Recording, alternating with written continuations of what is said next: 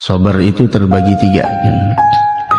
Yang pertama adalah sabar dalam melakukan ketaatan, dan yang kedua sabar dalam menghadapi musibah, dan yang ketiga sabar dalam meninggalkan maksiat. Dan semuanya mempunyai derajat masing-masing di sisi Allah.